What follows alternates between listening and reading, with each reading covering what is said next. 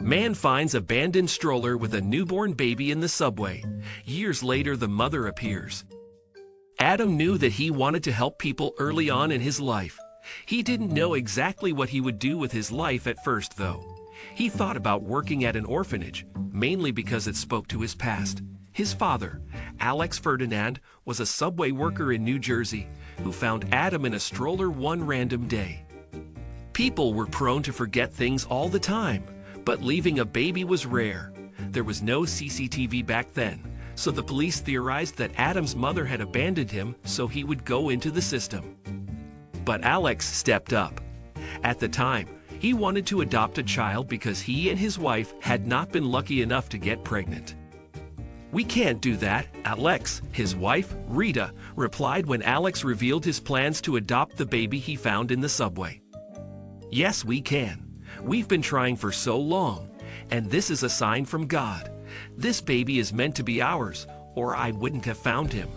Please, let's do it," he begged her, and Rita relented.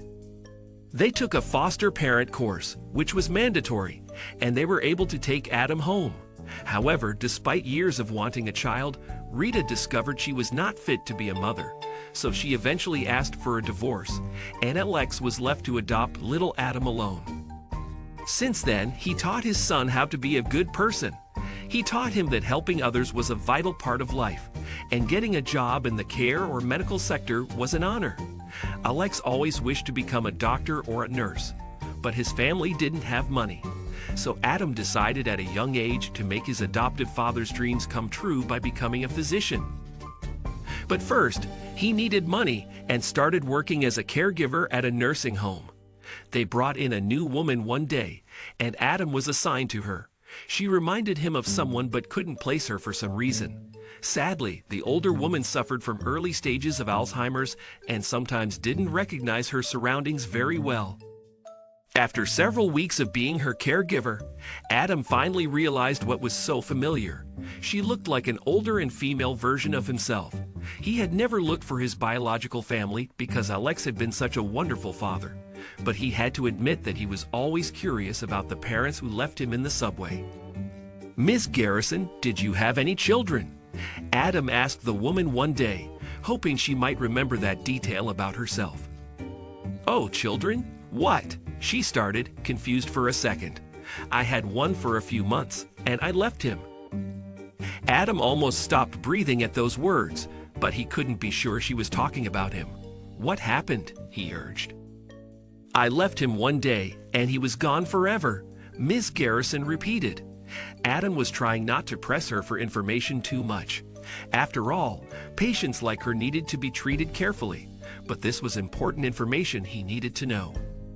"Did you leave him in the subway in New Jersey?" Adam asked, hoping she would answer. Ms. Garrison looked at Adam in the eyes and smiled suddenly.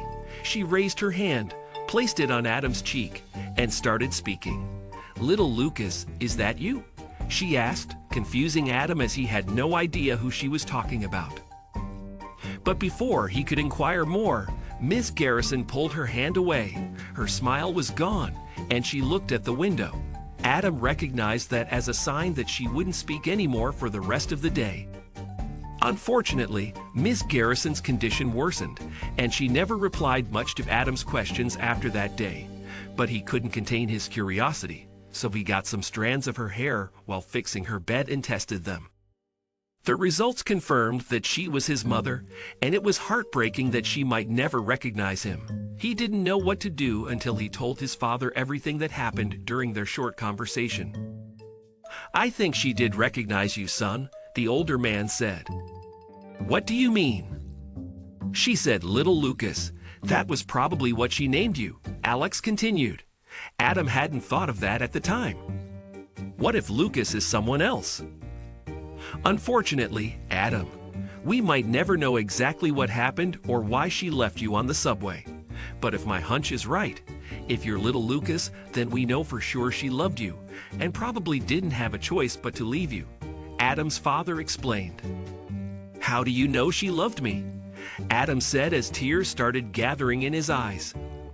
"Because she remembered you in spite of her disease and the fact that she hasn't seen you in decades. If that's not love, "I don't know what is," Alex explained. Adam took his father's words to heart. He cared for his mother and visited her, although she couldn't correctly recognize him. Alex also met Ms. Garrison eventually and thanked her because she had given him a wonderful son. Every once in a while, Ms. Garrison would look at Adam in a certain way that made him think she actually knew who he was. He resolved to become a doctor and research Alzheimer's in the hopes of finding a cure to the terrible disease.